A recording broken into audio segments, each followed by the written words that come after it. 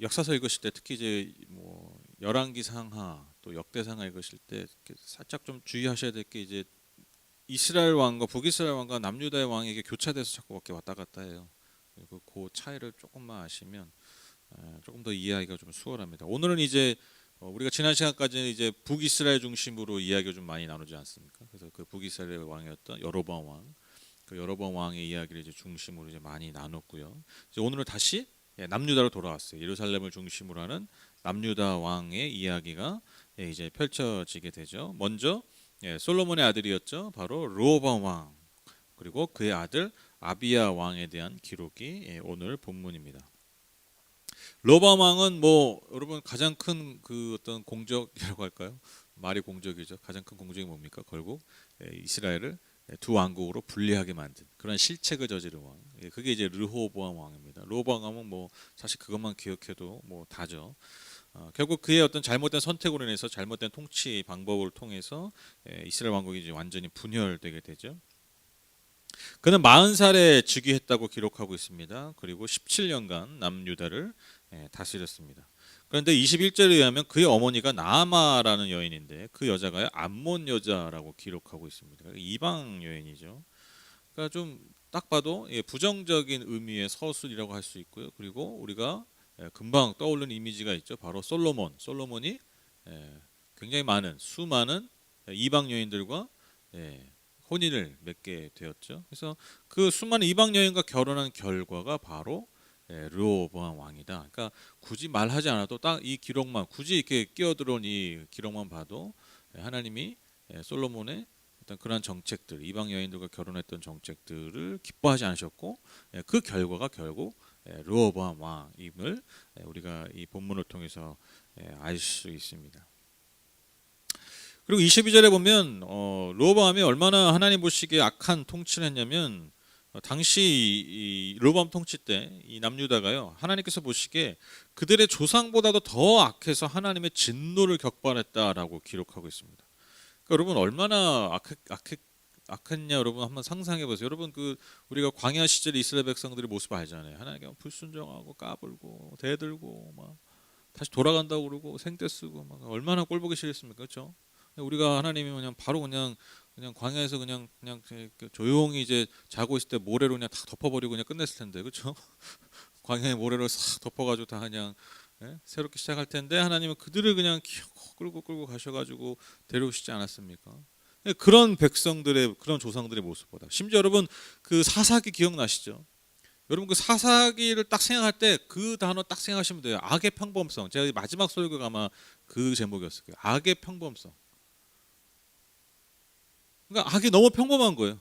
너무 그냥 담담하게 막 기록돼 있잖아요. 막 너무 끔찍한 일들이 막 그 우리 막판에 막 그렇게 기록돼 있지 않습니까? 그렇죠? 너무 끔찍한 일들이 그냥 평범하게 벌어지는 상황들. 그냥 좀만 틈만 나면 하나님을 거역하고 하나님을 떠나는 그 조상, 그 사사 시대 때, 막 가끔 막 이제 좀 질리도록 하나님 앞에 불순종하는 모습들 우리가 보지 않았습니까? 그런데 그랬던 조상들보다 더 심한 죄악을 저질렀다라고 기록하고 있어요. 그러니까 도대체 어떤 모습일까라고 볼 때 그걸 이제 유추할 수 있는 게 뭐냐면 23절 24절인데 그들도 높은 언덕과 푸른 나무 아래마다 산당과 돌 우상과 아세라 목상을 만들었다. 그러니까 그 당시 이렇게 종교적으로 의미가 있는 종교적으로 좀 영험하다 뭐 그런 의미가 있는 곳 가운데 그냥 그런 곳마다 뭘 세운 거예요. 이렇게 막 산당 세우고 우상들 세운 거예요. 거기다 막 빈 거예요. 그리고 24절 보시면 그 땅에는 신전 남창들도 있었다. 이와 같이 이스라엘 자손은 주님께서 그들 앞에서 내쫓으신 나라들이 지킨 그 혐오스러운 관습을 그대로 본받았다. 그러니까 심지어 바알 그 남창들도 있었다는 거예요. 여러분 그 가나안 땅에는 이제 바알 숭배가 아주 심했는데, 그러니까 바알을 섬기는 자들은 그 성전에 가서 뭐 하냐면요, 성전에 거주하는 성전 창기들이 있었어요. 남창들이 있었어요. 그래서 그들과 성관계를 맺음으로써 그게 땅에 씨를 뿌리는 거예요. 그래서 내가 축복을 받는 거예요. 그러니까 그 성적 행위가 어떤 예배의 한 제사의 한 모습이었다라는 거예요. 그러니까 그게 지금 예루살렘 땅에서 벌어지고 있는 거예요. 그러니까 왜 하나님이 조상들보다 더 악했냐라고 얘기했을까 이렇게 유추해 보면 정말 더 나쁜 놈들이었다라기보다, 그러니까 더 막 진짜 다 인간들 다 썩었어 막 이게 아니라 우상 숭배가 대놓고 본격적으로 벌어진 거예요. 그러니까 그 이전에는 암암리에 그냥 이렇게 좀 타협하고 뭐 이런 거라면 이 르호보암 때부터 아주 노골적으로 우상 숭배가 하나님이 그들에게 약속으로 주신 선물로 주신 그 땅에서 벌어지고, 그러니까 기가 찰 노릇인 거죠. 그러니까 하나님이 분노, 진노가 격발했다라고 기록할 수밖에 없는 것입니다. 그러니까요, 하나님 보시기에 왜 더 기가 막히냐면, 여러분, 하나님이 이스라엘 백성들을 출애굽하신 것, 이집트에서 구원하신 것에만 사실 의미가 있는 게 아니에요. 구원은요, 거기에만 의미가 있는 것이 아니라 중요한 게 뭐냐면 왜 구원하셨냐라는 것이죠. 그게 중요합니다. 왜 구원하셨어요? 약속의 땅을 주시려고요. 축복해 주시려고요. 그렇죠? 그것도 맞죠. 근데 왜 축복해 주시냐고요? 왜 땅을 주셨냐고요? 그 질문이 굉장히 중요해요. 그러니까 왜 굳이 하나님이 이스라엘 백성들을 출애굽하셔서 가나안 땅에 왜 그들을 보내시고 그 땅을 그들에게 주셨는가? 이게 중요한 거예요. 그냥 주셨으니까 땡큐 하나님 감사합니다. 역시 우리는 하나님의 백성. 이게 중요한 게, 이게 결론이 아니라 왜 주셨는 거예요? 그 땅에 횡행했던 그 우상 숭배들, 더러운 그 땅을 거룩한 땅으로 만들고 더러운 백성들이 거룩한 하나님의 백성들이 사는 곳으로 만들기 위해서 하나님 그렇게 하신 거예요. 이게 열매예요, 열매. 이게 열매. 그러니까 그게 궁극적인 어떤 열매라는 거예요. 마찬가지로 여러분, 예수님이 왜 우리를 구원하셨습니까? 왜 제자 삼아 주시고 왜 성도 삼아 주셨습니까? 너희는 모든 민족으로 가서 복음을 전하고 가르쳐 지키게 하라. 하나님의 거룩한 땅으로 만들고 하나님의 거룩한 백성들로 너가 세워라. 그러려고 우리를 이 구원받게 하신 거예요. 그렇죠? 네. 그러니까 이게 결론이 돼야 돼요. 그러니까 우리가 예수 믿는 이유가 그냥 구원받기 위해서. 거기만 머무는 게 아니에요. 그러면 이건 저기 광야에 출애굽하는 거에 머무는 거예요. 그렇지. 구원받고 축복받기 위해서. 예수 때문에.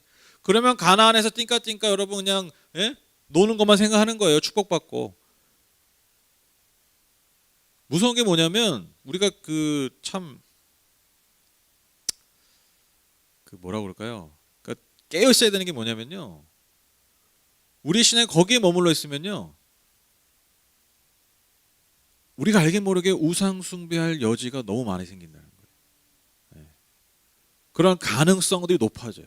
그러니까 우리가 예수를 믿고 구원받았다고 해도 그냥 내가 구원받는 거에 머물고 그리고 내가 복을 받는 것에 머문다면 우리가 어느 순간 하나님을 우상으로 만들어 버릴 수 있다는 거예요. 그게 여러분 이스라엘 백성들의 계속해서 반복했다. 그러니까 여러분 하나님 우리에게 주신 복을 찾고 나누고 내가 거룩한 백성으로 살기 위해서 내가 함께 싸우고 여러분 그런 삶이 같이 갈 때 이게 무슨 율법주의가 아니라 그게 당연한 거잖아요. 당연한 거잖아요. 당연한 거. 당연한 그 삶을 통해서 여러분 그게 참 중요한 게 뭐냐면 그게 내 삶을 겨우 더 복되게 하고 더 지켜주는 거예요. 그러니까 하나님이 내게 주신 그 구원을 더 능력으로 만드는 거고요. 하나님 내게 주신 그 복을 진짜 복으로 만들어 버리는 거예요. 그러니까 이스라엘 백성들이 그걸 실패한 거죠. 그러니까 하나님이 기가 막힌 거예요. 너희들을 통해서 그 땅을 거룩한 땅으로 만들고 그 땅에 거룩한 백성들이 살게 하려고 했는데 그들과 똑같이 돼버린 거예요. 똑같이. 그러니까 얼마나 제가 하나님 입장에서 생각해보면 얼마나 기가 차겠냐고. 기껏 구해놨더니 기껏 참고 자비를 베푸고 데려왔더니 그 이전에 있던 사람들과 똑같은 모습을 살고 있는 거예요. 그러니까 하나님이 진노가 격발되실 수밖에 없었다. 그래서 어떤 상징적인 심판의 사건이 있죠. 아주 중요한 사건이 기록되고 있죠. 이집트 왕 시삭 왕이 예루살렘을 치러 와서 성전에 있던 그 엄청난 보물들 여러분 기억하시죠? 그 솔로몬의 영광 우리 그때 봤잖아요. 그냥 다 금이고 금방패 은은 저 귀금속 취급도 못 받았고 그랬대잖아요. 그렇죠? 기억나시죠? 네. 그러니까 그 엄청난 영광의 상징이었던 능력의 상징이었던 복의 상징이었던 예루살렘 성전에 있던 모든 금은보화들이 싹 다 털렸어요. 싹 다 예루살렘에 와서 이집트 왕 시삭이 다 쓸어갔습니다. 그러니까 솔로몬의 지혜, 그 능력, 그로 인한 그 영광의 아주 분명한 상징이었던 그 성전의 화려함이 한 세대가 가기도 전에 완전히 사라져버린 거예요. 그래서 아주 재밌는 기록이 추가되어 있는데요. 르호보암 왕이 이 금방패가 없으니까요. 솔로몬이 그 금방패 대신에 놋방패를 많이 해요. 놋은 뭐 형편 없는 거죠. 근데 좀 약간 놋이 좀 이렇게 둘 다 좀 색깔이 좀 비슷하잖아요, 그렇죠? 놋방패를 만들어 가지고 대궐문을 지키는 경호원들에게 이렇게 줬는데, 그러니까 경호원들이 쓰는 어떤 금방패인데 그 왕이 성전에 들어갈 때, 왕이 성전에 들어갈 때는 어떤 의식이잖아요. 그러니까 이제 백성들도 보고 막 그런단 말이에요. 그런 행차를. 근데 이제 금방패가 없으니까 그 경호원들이 쓴 놋방패를 가져와 가지고 그 성전 들어갈 때만 딱 하고, 그러니까 신용을 하고 마치 금방패처럼 신용을 하고 그거 끝나면 다시 경호원들 갖다 줬다. 재밌죠? 그러니까 그 금방패 뺏긴 걸 들키지 않기 위해서. 그렇게도 이제 볼 수 있는 거예요, 이 얘기를. 아주 우스운 그런 장면이라는 것이죠. 그리고 이제 15장부터는 이제 그의 뒤를 이은 이제 왕 아비야에 대한 기록인데, 아비야에 대한 왕의 기록은 이제 길지 않습니다. 뭐 통치도 길지 않아요. 딱 3년만 통치를 했고요. 뭐 아마 질병으로 죽었겠죠. 근데 이제 이 왕에 대한 평가가 아주 단순합니다. 그 아비가 지은, 즉 르호보암 왕이 지은 모든 죄를 다 따라갔다. 그리고 모든 왕의 기준인 모델인 조상 다윗과는 달랐다. 그래서 주 하나님 앞에 온전하지 못했다라고 기록하고 있습니다. 아주 중요한 말씀이 나오죠. 4절 5절입니다. 그러나 주 하나님께서는 다윗을 생각하셔서 예루살렘에다가 한 등불을 주시고 그의 뒤를 이을 아들을 세우셔서 예루살렘을 굳게 세워주셨다. 다윗은 주님께서 보시기에 올바르게 살았고 햇사람 우리아의 사건 말고는 그 생애 동안에 주님의 명령을 어긴 일이 없었다. 갑자기 뜬금없이 다윗 이야기에 다윗에 대한 평가가 다시 나오고 있죠. 다시 조명하고 있습니다. 그러니까 여러분 생각해 보세요. 아비야는요 당연히 심판받아 마땅했습니다. 그렇죠? 자기 아비에 행했던 죄악과 똑같은 죄를 지었어요. 그러니까 여러분 뭐 여로보암처럼 심판받았을 때 가문이 멸절당해야 돼요. 그렇죠? 예루살렘 이 남유다 왕궁이 완전히 망해야 돼요. 그런데 왜 하나님이 그들을 심판하지 않았습니까? 이유가 하나입니다. 무엇 때문입니까? 바로 조상 다윗 때문에. 그가 하나님 앞에 온전한 사람이었기 때문에. 이것 때문에 그의 가문과 그 나라를 여전히 굳게 세우셨고 여전히 아비야의 뒤를 이을 왕을 세우셨다라는 거예요. 그러니까 제가 지난 시간에 여로보암의 죄악이, 가장 큰 죄악이 뭐라고 말씀드렸습니까? 그가 그의 가문뿐만 아니라 그의 나라를 다 심판에 빠뜨린 죄악의 본질이 뭡니까? 범죄한 게 아니라 죄에서 돌이키지 않은 것이다. 그게 핵심이에요. 하나님이 계속해서 그에게 메시지를 주시고 말씀해 주시고 회개하라고 돌이키라고 말씀하셨는데 돌이키지 않으니까요 심판받는 거예요. 단지 범죄했고, 그러니까 죄를 범했기 때문에 심판받은 게 아니에요. 그러니까 그런 식으로 따지면 누가 제일 그 심판의 앞자리에 있어야 되냐면 다윗이 있어야 돼요. 근데 여러분 다윗과 다른 왕들의 차이가 뭐냐면 그는 하나님의 말씀을 무겁게 여겼어요. 그의 연약함은 여전했지만 하나님은요 인간의 연약함 그 자체를 심판하시는 게 아니라는 거예요. 그 연약함을 인정하니까요 뭐예요? 하나님의 말씀을 듣는 것이죠. 무겁게 여기는 것이죠. 그리고 그 말씀에 자꾸 돌이키는 거예요. 다시 뭐 돌아가기도 하고 옆길로 가기도 하고 샛길로 가기도 하지만 결국 그 말씀을 인정하기 때문에. 그러니까 왜 인정하냐고요? 왜 무겁게 듣냐고요? 내 자신의 연약함을 인정하기 때문에. 정직하게. 그러니까요 여러분 그 돌이킴의 그 자신의 연약함을 인정하고 하나님의 말씀을 무겁게 여겼던 그 평생의 삶의 열매가 결국 그 자손들이 거둔 거예요. 이게 참 중요하다고 생각해요. 하나님 제가 그 범죄한 거, 우리는 그런 것만 기억하잖아요. 남이 실수한 거, 남이 약한 거. 야, 쟤는 저래서 안 돼. 쟤는 그래서 안 돼. 쟤는 예전에 그랬었어 가지고 안 돼 지금. 이렇게. 그러니까 우리 항상 그 사람의 실수했던 것, 단점, 연약함으로 늘 그 사람의 판단하고 그 사람의 한계를 줘버리고 그 사람을 인정하지 않죠. 그렇죠? 근데 하나님은 그게 아니라는 거예요. 그의 연약함과 그의 실수와 그의 과거의 잘못들을 하나하나 그걸 기억해가지고 오늘을 판단하고 미래를 판단하신 게 아니라 그가 지금 나와 어떠한 관계 가운데 돌이키는가? 계속해서 나와 함께 걸으려 하는가? 하나님 그러한 삶의 중심, 마음의 영혼의 중심을 보시고 평가하신다는 거예요. 그러니까 여러분 이 평가가 말이 이게 되냐고요. 이게 돼요? 이게 5절에 다윗은 주님께서 보시기 올바로 살았고 이게 아니 이게 만약에 제 아들이 초등학교 6학년인데 앞에 그 사무엘상하를 읽었으면 이거 읽고 이해되겠어요? 제 아들이? 이거 초등학생 이해가 안 되는 거죠. 그러니까 하나님의 지적 수준 죄송합니다. 하나님의 지적 수준이 왔다 갔다 하신 분입니까? 앞일 뭐 다 잊어버리고 뭐 이게 말이 되는 말이 아니잖아요. 주님께서 보시기 올바르게 살았다. 그러니까 인간의 기준이 아니에요.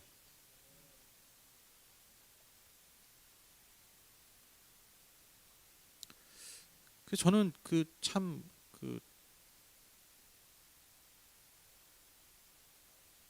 사람과의 관계도 그렇잖아요. 결국 여러분 잘 생각해 보세요. 사람과의 관계도 보면 일단 나한테 완벽한 사람이 없잖아요. 내 마음에 다 드는 사람이 어디 있습니까?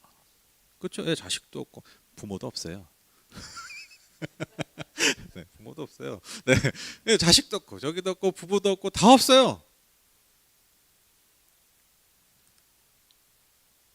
근데 여러분 그러한 관계들이 좋은 관계들이 여러분 어떻게 여러분 잘 생각해 보세요. 어떻게 이어집니까? 실수한 거 하나하나 다 따져가고 그의 연약함을 다 따져가고 그렇게 하면요 그 관계가 안 되잖아요. 그 깊은 관계, 좋은 관계들 여러분 어떻게 사실 계속 지속됩니까? 그것을 받아주고 기다려주고 근데 그 기다림에 또한 반응해주고 그렇죠? 실수하고 하지만 기다림에 반응하는데 기다려주는데 계속 반응을 안 해. 그러면 그 관계가 깨지는 거죠. 그게 우리 똑같잖아요. 우리 관계도 그래요. 내가 그 사람을 사랑하기로 인정하고 그리고 뭐 예를 들면 가족이야.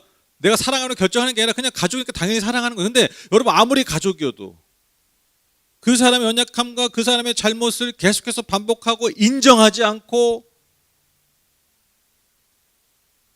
그걸 합리화하고 그걸 더 증폭시키고 그걸 강요하고 그 관계가 깊어질 수 있습니까? 지속될 수 있습니까? 심지어 부모 자식 관계도 그 관계 깨져버리죠. 심지어 그렇죠? 깨져요. 근데 예를 뭐 가벼운 친구 사이를 할지라도요, 여러분 그러한 관계들이 지속되면요 굉장히 깊은 관계가 돼버리죠.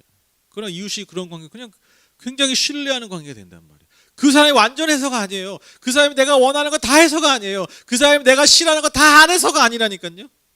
아, 이 사람이 나를 참 중요하게 생각하는구나. 이 사람이 내 삶을 존중해 주는구나. 이런 순간들이 느껴질 때 그 관계가 깊어지고 유지되고 열매 맺게 된다. 그냥 하나님 원하시기 이런 거라는 거예요. 하나님 원하시는 온전함이 이런 거예요. 인간에게 원하시는 온전함. 인간이 온전하지 않은 거 아시잖아요. 그러니까 인간 수준에 하나님 원하시는 인간 수준에서의 온전함이 바로 이런 거라는 거예요. 다시 이게 왜 자꾸 제가 지금 강조하냐면 이게 너무 중요하기 때문에. 왜냐면 이게 계속 반복되는 거예요. 모든 왕의 평가가 이 다윗 왕이에요. 그러니까 다윗이 뭐 어쨌다고 우리가 볼 때 뭐 별거 없는데 이게 하나님과의 관계에 있어서 뭐 사실 어려운 게 아니에요. 우리가 늘 경험하고 있는 거예요. 관계에서 그래서 하나님이 우리에게 원하신다라는 거죠. 하나님 그 다윗의 그 마음을 기뻐하셨다라는 것입니다. 그래서 여러분 우리가 지난 시간에 여로보암의 죄악 무엇보다 그가 회개하지 않음으로써 그의 가문과 온 나라가 멸망한 것과 정반대잖아요. 지금 남유다는 다윗 한 사람이 하나님 앞에 어떻게 섰느냐가 그의 가문과 그의 왕국을 그럼에도 하나님이 유지해 주시고 축복하신 이유였다라는 정반대예요. 마지막으로 이제 르호보암 시절과 같이 아비야의 때에도 여로보암과 계속되는 그러니까 남유다 북이스라엘이 계속해서 전쟁 가운데 그러니까 늘 군사적 긴장감 가운데 살았음을 말해주고 있습니다. 오늘 이제 그 본문을 통해서 한 두 가지 메시지만 좀 나누면 참 우리가 열심히 살고 우리가 참 수고하고 사는 그런 이유가 뭐냐면 결국 뭔가 열매를 맺고 뭔가 성취하고 뭔가 영광을 취하기 위해서 그렇게 열심히 수고하고 살지만 사실 우리가 추구하는 이 땅에서 추구하는 어떤 영광들이 얼마나 덧없는 것인가. 무엇보다 하나님 안에 있지 않은, 하나님이 기뻐하시지 않는, 세상이 아무리 칭송하고 세상이 아무리 높이 평가해도 그 가운데 하나님의 뜻이 없고 하나님의 기뻐하심이 없는 세상의 영광이 얼마나 덧없는 것인가. 여러분, 우리가 오늘 본문을 통해 너무 명확하게 깨닫지 않습니까? 여러분, 솔로몬이 하나님께 범죄하고 나서 우상 숭배한 후에 그가 가진 것들이 다 사라진 거예요. 근데 여러분, 중요한 포인트가 뭐냐면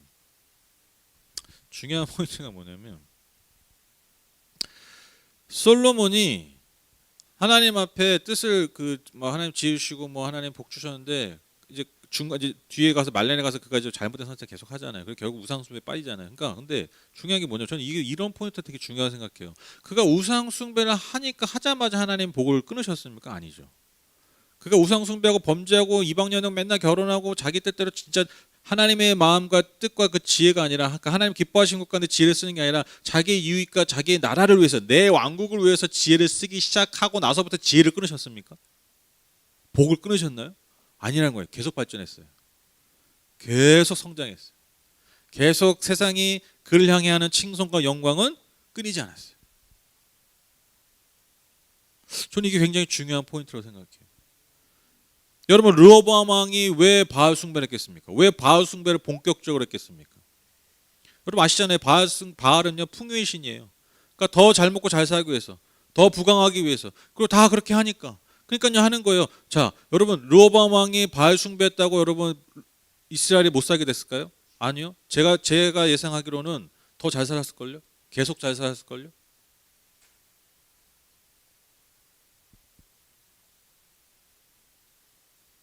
근데 중요한 게 뭡니까? 그게 다 덧없다는 거예요. 그게 다 덧없다는 거예요. 덧없다. 허무하다, 공허하다라는 거예요. 그 수많은 성취들이 하나님 앞에 설 때, 하나님의 온전하신 그 뜻과 계획 앞에 설 때 아무런 가치를 가지지 못한. 여러분, 이걸요 우리가요 이 생을 살면서 자꾸 깨달아야 돼요. 다 죽어가지고 다 잃고 나서 그때 깨닫는 게 아니라 내가 무언가를 쥐고 있을 때일지라도 그것이 얼마나 덧없는 것인가를 깨달을 수 있는 진짜 지혜가 필요합니다.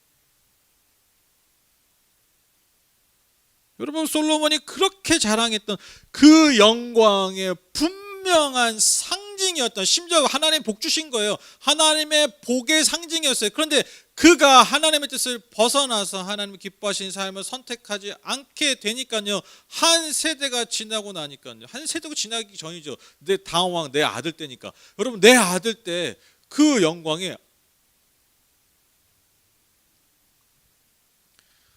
노방패 만들어서 신용만 하게 되는 거예요. 영원할 것 같았던.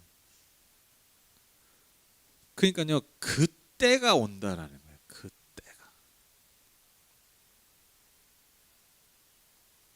제가 장례 예배 집례할 때 그 말씀을 전할 때 3번 전하잖아요. 그때 항상 그 전하는 메시지가 있어요. 그게 뭐냐면, 지금 이 순간, 즉 장례에서 누군가 죽음을 마주한 이 순간에는요, 그분이 한 일이 아무 의미가 없어요. 그러니까 그분이 한 일이 소망이 되지 않아요. 그렇죠? 어떤 분이 돌아가셨어요. 그분이 평생 하신 일이 그분한테 소망이 안 돼요. 심지어 그분이 아무리 선하고 아무리 착하고 아무리 훌륭한 업적을 하고 아무리 심지어 대통령이고 세계 대통령을 해도 그분이 이룬 성취가 지금 죽음 앞에서 그분께 아무런 소망이 안 돼요. 여러분, 그 죽은 분한테 뭐가 소망이 돼요? 그분이 평생 일군 열매가 소망이 되는 게 아니라 예수께서 2000년 전에 십자가신 이 사건만이 그분에게 이 죽음의 순간에 소망의 이유가 돼요. 그러니까 이걸요 우리가요 생을 살면서 깨달으면 얼마나 우리의 삶이 복되겠어요. 순간순간 이 사실을 인정하고 겸손하게 주님 앞에 설 때 여러분 얼마나 삶이 복되겠습니까? 그렇죠? 근데 우리의 삶이 다 어디에 이 땅의 삶에 초점이 맞춰 있습니까? 어떻게 내가 저 성전을 지을까? 솔로몬과 비슷한 성전을 지을까? 어떻게 그 성전을 화려하게 채울까? 그래서 내가 어떻게 이 백성들에게 인정받을까? 아니 이 백성을 넘어서 이 나라를 넘어서 온 세계 가운데 내가 어떻게 높임을 받을까? 인정을 받을까? 어떻게 내 자식한테 이걸 다 물려줄까? 내가 이 성전을 귀한 것을 가득가득 채우면 내 자식이 정말 정말 행복하고 그렇게 살겠지? 인정받고 살겠지? 나처럼 똑같이 무시 안 하겠지? 그럼 뭐예요, 여러분?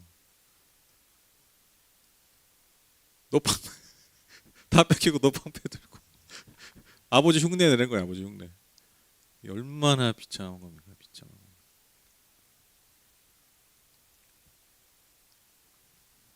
그러니까 모든 영광이에요. 인간의 모든 우리가 자랑한 인간이 자랑하는 모든 아무리 화려한 모든 영광도 여러분 하나님이 때에 하나님이 어떤 때를 정하시면요 그 때요 그게요 아무런 힘과 아무런 빛을 발하지 못한다. 그러니까 여러분 우리가 이 땅을 살 때 우리가 이 땅을 살아갈 때 속지 말아야 할 것이 뭐냐면 이 땅에서 누리를 이 땅에서 취할 잠시 잠깐의 그 영광 때문에 영원한 것을 포기하는 사람이 되어서는 안 된다. 영원한 것을 포기하지 않는 자, 저는 그렇게 믿어요. 영원한 것을 포기하지 않는 자들에게는요, 여러분 이 땅의 영광도요 다 의미가 있어요. 제가 지금 막 다 덧없어요, 다 필요 없으니까 아이씨 뭐 아무것도 하지 마 그냥 그 말씀이 아니에요. 그게 어떻게 진짜 의미를 갖냐는 거예요. 그게 어떻게 진짜 이 땅에서 의미를 여러분 내가 이 땅에서도 영원한 것을 위해 살 때, 영원한 것을 위해서 그 영광을 사용할 때, 그러니까 여러분 하나님 주신 그 지혜를 가지고 여러분 솔로몬이 계속해서 그의 나라가 아니라 하나님의 나라를 위해 썼다면요 여러분 그의 지혜가요 얼마나 더 아름답게 우리에게 기억됐겠어요. 근데 우리 그거 좀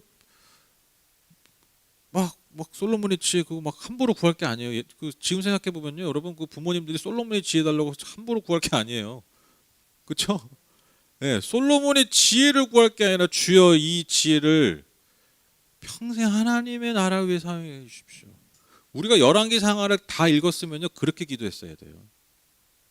아니 열왕기상 다 읽을 것도 없어. 솔로몬 이야기만 다 읽었어도 우리가 그렇게 기도해서 하나님 지혜를 주시고 안 주시고 하나님 소관이고 하나님이 이 아이에게 주신 모든 걸 통해서 하나님이 이 아이에게 주신 모든 달란트를 통해서